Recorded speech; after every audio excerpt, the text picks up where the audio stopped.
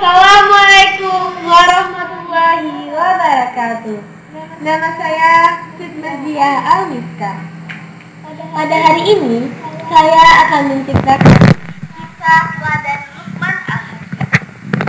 Luqman Al-Hakim adalah seorang hamba yang soleh dan berakhlak mulia, yang terkenal karena nasihat-nasihatnya kepada anaknya. Luqman Al-Hakim bukanlah seorang nabi, namun beliau adalah seorang manusia biasa yang soleh dan mempunyai akhlak yang mulia. Ada sebagian yang berpendapat kalau Luqman adalah seorang tukang kayu yang berasal dari Habsyi. Dan ada juga yang berpendapat kalau Luqman Al-Hakim adalah seorang hakim yang hidup pada masa Nabi Daud alaihissalam. Nama dan kisah Luqman Al-Hakim diabadikan Allah Subhanahu wa Ta'ala di dalam Al-Quran karena beliau adalah orang yang soleh dan mempunyai akhlak yang mulia. Ada 4 pokok pendidikan yang Luqman Al-Hakim ajarkan kepada anak-anaknya. Yang pertama adalah akidah, yang kedua adalah ibadah, yang ketiga adalah dakwah, dan yang keempat adalah akhlak. Hal yang pertama yang Luqman ajarkan kepada anaknya adalah akidah.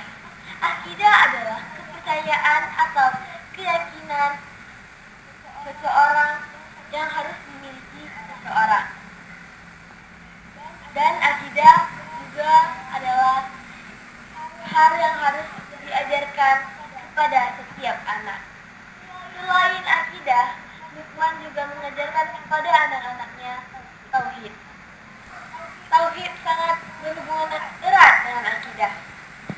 Tauhid adalah keyakinan bahwa Allah hanya satu, dan Allah hanyalah satu-satunya yang harus kita sembah. Luqman berpesan kepada kita bahwa kita tidak boleh menyekutukan Allah.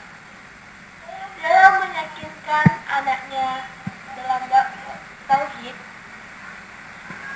Luqman memberi nasihat, yaitu sekecil apapun amal yang diperbuat pasti akan ada balasan. Karena sekecil apapun perbuatan kita, Allah akan melihat, baik yang kita lakukan secara sembunyi-sembunyi atau yang kita lakukan secara terang-terangan. Hal berikutnya yang diajarkan Luqman kepada anak-anaknya adalah ibadah. Luqman menyadari bahwa anak harus dibiasakan untuk menunaikan ibadah yang sudah diperintahkan Allah SWT, yaitu sholat. Dan Luqman menyadari jika anak dini telah dibiasakan sholat, maka jika sang anak sudah besar, dia akan terbiasa dan punya kesadaran sendiri.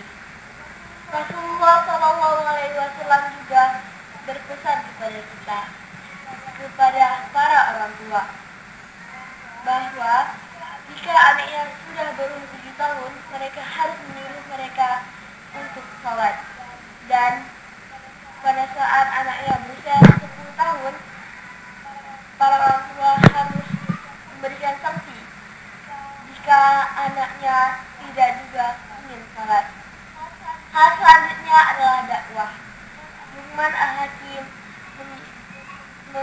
memberanikan anaknya untuk berdakwah, mengajak manusia untuk berbuat kebaikan dan menghindari kemusyrikan, dan memberikan anaknya untuk